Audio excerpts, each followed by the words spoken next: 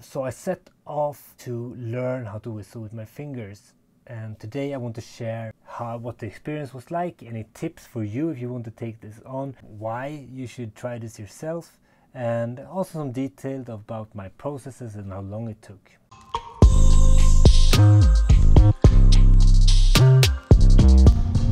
Some books you just have to look through very fast and they will still have a big impact on your life, and this was one of those books, How to Be Comfortable with Being Uncomfortable by Aldridge. It contains a lot of exercises to expand your comfort zone and to build a resilient mindset.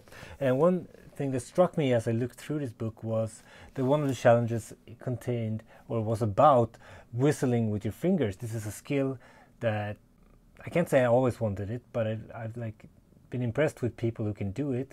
The thought never struck me that I could actually practice this and learn it myself. So that's what this experiment was about, learning to whistle with your fingers. So I got really excited about it actually. I thought it would be a really practical skill to have. Since I have small children, it's a great way to warn people. This kind of whistle can become really, really loud. So let's start from the beginning. I just started this experiment by looking into techniques for how to learn how to whistle, and there's a great resource called YouTube. So I went in there, there's tons of videos. I just picked one at random and started watching it and started practicing using that technique. One thing that I quickly realized was that these sessions, whistling sessions,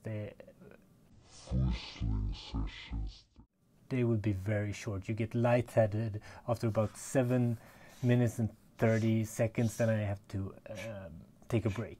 So I did one session each day. God, it was frustrating. It's a frustrating process, even though you just practice for a little bit. And it's frustrating in a kind of a teasing way, because after a while you will get some sounds done, you'll be super happy, and then you won't be able to reproduce it for the rest of the session, maybe not even the next day.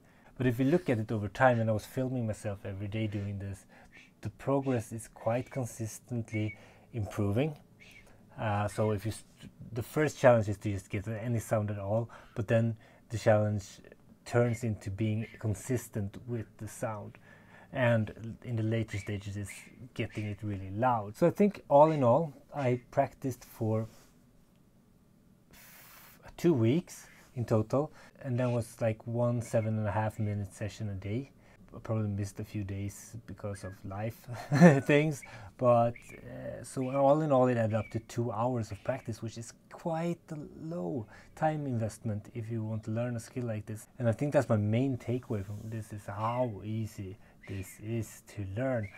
So if you feel like that would be a nice thing to have, or if you even have bigger desires for it, then you should definitely give it a go. It's not a big time investment, even though it's frustrating and it takes a long time because you can't do long sessions.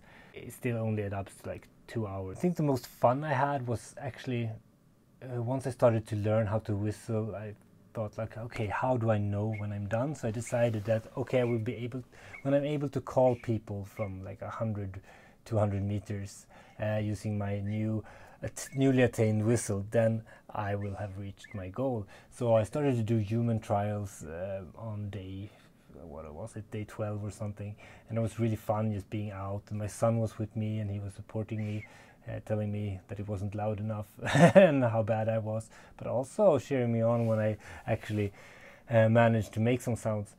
I think the high point of this experiment was actually when I managed to get people's attention. Okay, these guys. Let's do it.